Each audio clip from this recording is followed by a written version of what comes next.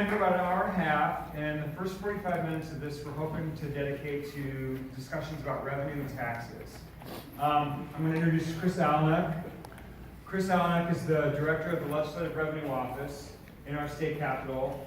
That's a fancy title for being a state economist who helps us in the legislature figure out how to raise revenue and do it in a way that is both economically prudent but also provides for, frankly, from my opinion, enough taxes to be able to run the government and the programs that we're trying to operate.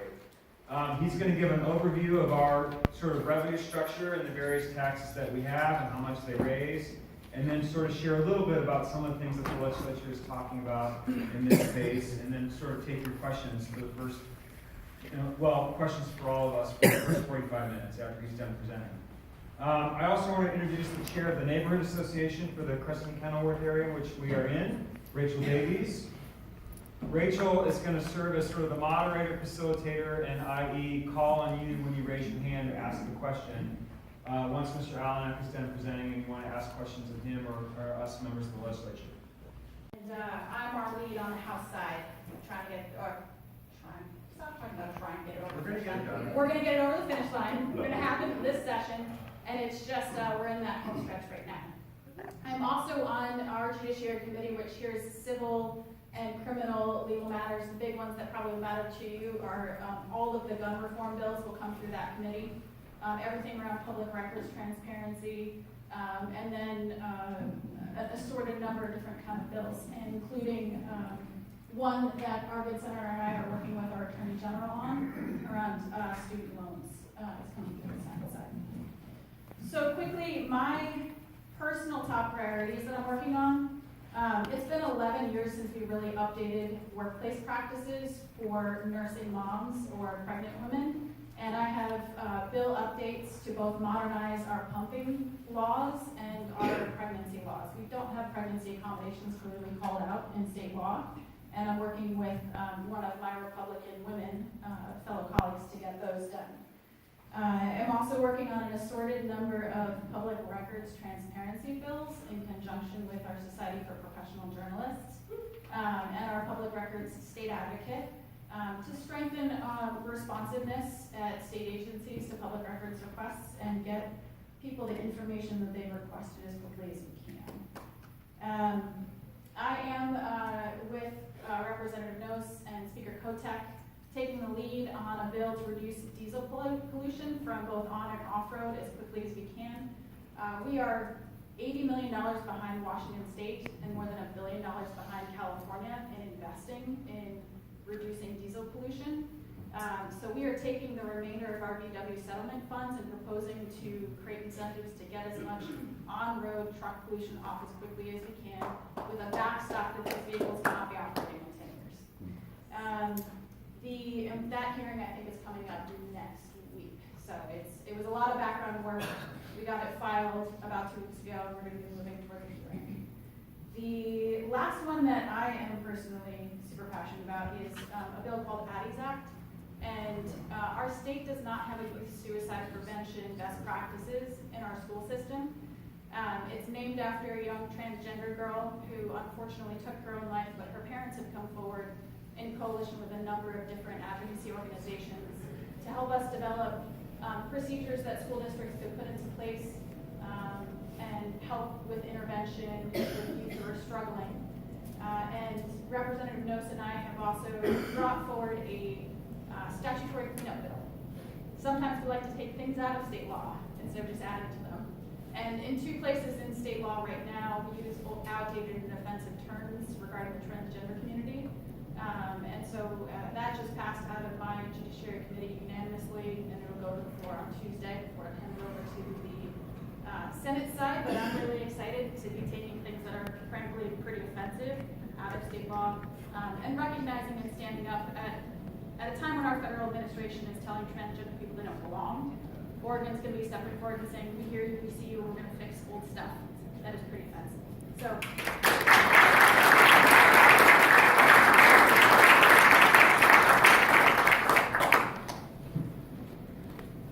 Hello, everyone. Again, Kathleen Taylor, EM State Senator. Thank you so much for coming. You know, a lot of our colleagues, they say, no one ever comes comes to our town hall. We love having such an active community. And I have to say, I am so honored to have Representative Nosse and Representative Power as my state senators. For some reason, we use that language in the building. But it's just great that we're so unified, basically, across the board. We so rarely ever disagree on anything. So we know that we always have each other's backs as bills move between the House and the Senate. So regarding follow the lead of how they laid out their priorities. So as for committees, I chair what's called the Workforce Committee. That's where we handle all the labor issues in the legislature, in the Senate, on the Senate side. The committees aren't called the same things between the House and the Senate. That personally drives me crazy, but that's the way that it works. And so it gets a little bit confusing. So on the House side of the leadership will change it. Yeah, when we're in leadership, we'll change it. So the House, they call it business and labor, and on the Senate side, they call it workforce, and I don't think the average citizen understands that those are basically the same thing, but that's the way it goes. So just a little context. Then I also have the privilege of serving under Representative Power. She is the chair of the Carbon Committee, and I serve on this Carbon Committee. This is a joint committee. This means the House and the Senate are meeting together throughout the whole session. Then I'm also serving, as I said previously, on the Student Success Committee. That's also joint between the House and the Senate. Those are the two, what we're calling the big committees of the session. Then in addition, I serve on the regular revenue committee in the Senate. And then I have a second gavel where I am the co-chair within Ways and Means, the Natural Resource Agencies. And we have 14 natural resource agencies in Oregon, so that has to do with things like water, agriculture, forestry, etc. I, along with some of the other legislators, are trying to make a shift in how the state is investing dollars and how we're looking at budgets in order to make it less about paying to pollute and more about protecting the environment and putting the onus on companies. And so when I heard some people talking about fines and etc., we need to be constantly pushing the envelope on that so that people are paying their appropriate share, and there becomes, basically an incentive to not pollute and not making it quite so easy to do their practices in the way that some of the regulations occur within these natural resource agencies. There needs to be some change there, and some of that means spending the state dollars differently. Now, regarding the 4 priorities that Representative Nosse, when he started out, of course I support those. I think you've heard about those, so we'll move along. My 2 big priorities for the legislative session is to pass paid family medical leave. So this has to do with providing coverage for people to be paid for when you have what we call bonding, okay? And this is to apply to all definitions of expanding the definition of family, okay? It's changing how we look at it when we talk about family. Times have changed. So sometimes family means a foster parent. There's different types of relationships people have within a family structure. Then also we have coverage to take care of yourself and to take care of others. This is going to be a major push because we have these other priorities, the 4 big priorities. I don't want to mislead anybody. Of course, the President's office and of course the Speaker and of course the Governor would like to see paid family medical leave. However, there's a lot of issues to be resolved. And I'm pushing it. I'm optimistic that we'll be able to pass it this session, and I'm going to keep working on that. The second one is I am carrying what is called the statewide sexual harassment bill, and there are actually sexual harassment and discrimination. Obviously, sexual harassment, sexual assault, and discrimination are already illegal. Okay, that's already illegal, federal law and state law. What needs to change is the process for how we handle those. And that has to do with things like the non-disclosure agreements. Okay? So we are trying to make it so that, or I'm trying to make it, so that you cannot basically silence somebody if they don't want to be silenced. Okay? So I'm happy to answer more questions about that and we can going forward. There's another bill that we're doing, it's not my bill, but it's in my committee, in the Workforce Committee, about how public employees, the process that needs to be clearly provided to them if they are in a situation where they feel that they're being sexually harassed or discriminated. And the third one has to do, it's also in my committee, has to do with campaign money and how that money can be used if there is a claim made against them regarding sexual harassment, assault, or discrimination. So, in other words, not allowing hush money. That's basically what that is. So that's the Donald Trump example that we heard about recently. So then they've touched on some of these bills we're working together on, and again, they have to go to both chambers. So you heard the conversation about diesel. I'm so thankful for our speaker. She has been a champion on the issue. It seems really simple and obvious, and so has Representative Power, been right there with her. This has been going on, I just can't even remember when we started talking about this. It's gone on far too long, and we're optimistic that a bill will be coming from the House over to the Senate to address the diesel issue, and I am proud to say that I'm a chief sponsor on the Senate side. Regarding student debt, again, Representative Power and I are working with our Attorney General, and this is about creating within our state a body that will regulate financial institutions that provide student debt. Now, of course, there are some regulations in place, but we need to really ramp this up because we have some folks here tonight in the audience that brought up a really important topic, and that has to do with the fact that sometimes we have seniors, for example, who are co-signing on their children or grandchildren's loans, and they are not in a financial position to be doing that. So we need to increase the regulations around student debt and how it's handed out. Regarding immigration, I'll start going a little more quickly here because we're going to run out of time. Immigration, about employers having to give, if ICE comes to a workplace, that they need to give employees a 72-hour notice that ICE will be examining their file, their personnel file. Again, working on the breastfeeding and pregnancy bill that Representative Power is championing, but she'll do all the work in the House, and then she's going to send it to me. And sometimes this is how we work. Well, one chamber will do more of the heavy lift, to be really frank, and then send it over to another. That's the process. I chair the statewide anti-sex trafficking work group. We've passed a series of bills that really needed to be passed over the last few sessions. In this session, we're trying to move the focus to not have where most often women be criminalized, be treated like criminals, and to focus on the Johns, the people purchasing the sex. And then we are working on bills to eliminate single-use plastic bags and to replace with paper bags statewide. We're working on the straws issues. You've been hearing about that, and about working on getting to a process where we are banning styrofoam across the state for takeout food. And then lastly, a bill that just passed out of committee is going to the floor regarding housing for foster youth. I don't know for the people who know about the data around foster youth. The data is really, really scary about the future, what happens when a child ages out of the foster care system. The likelihood of being homeless is incredibly high.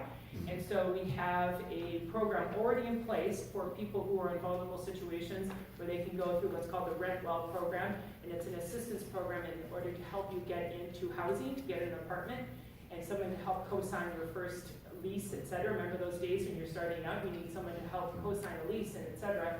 And when you're a foster youth and you age out of the system, you're often left just alone. It's quite scary.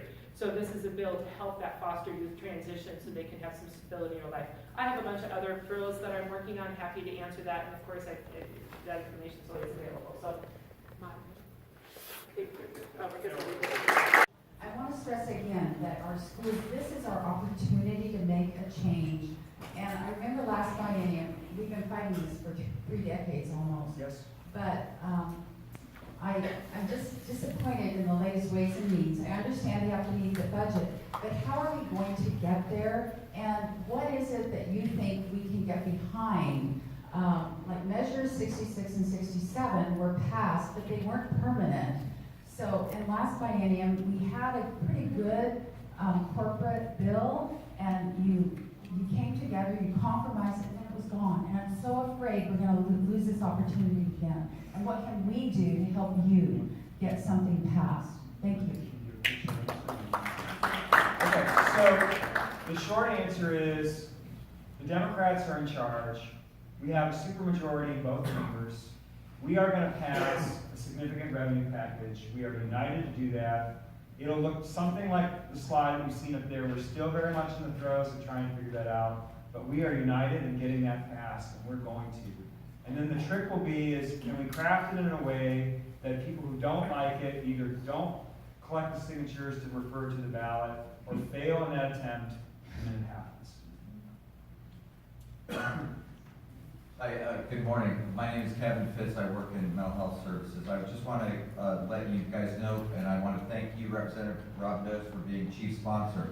House Bill 2831. And basically what it is, it's a part of our initiative to look at what psychiatric crisis is in our systems in Oregon. And Rob doesn't want me to do a soliloquy. So I'll just say, look that bill up, HB 2831. It's an initiative to reform psychiatric crisis in Oregon, and we are blessed with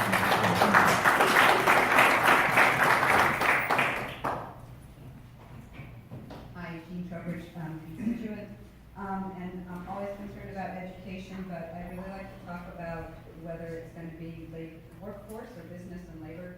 I have a first grade student who this week shared this during our group. When I grow up, I want to have enough money to pay my bills.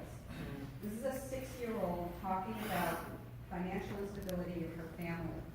And what I'm concerned about is current corporate practices, specifically flexible scheduling, primarily to retail employees, which do not provide a stable working schedule so that families can have expectations of financial security. And this is, large corporations have this in Oregon and across the country, not a living wage, not a living schedule, and what can we do to require that large corporations employ their people, give living wages so that we don't have 6-year-olds worrying about bills. So I'll take that one. So in the last legislative session, I did a bill that I'm quite confident my colleagues voted for on the House side, and it's called the Predictive Schedules Bill. And that was where employers, we were the first state to do it statewide, where employers have to provide a 2-week schedule for those who are working on an hourly basis. And this was for the hospitality industry and for the food service industry, okay?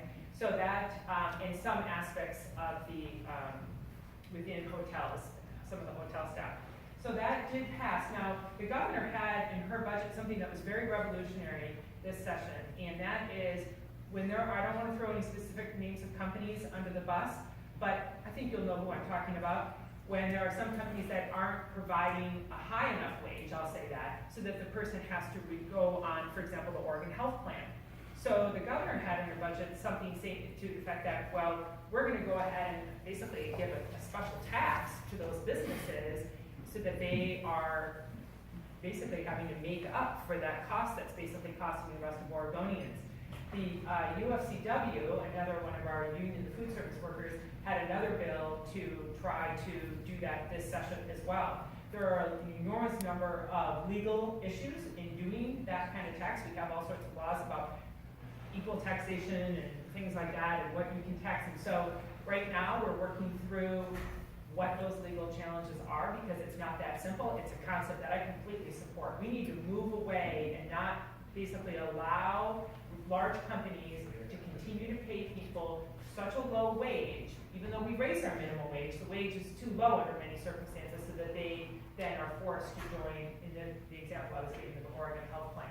So I think we are starting to zero in on it. It was a very interesting list with the attorneys, the legislative council, and the Capitol about how it turned out it wasn't that simple. We couldn't just do that. There's a lot of things that have to be taken into consideration. But thank you for bringing that up.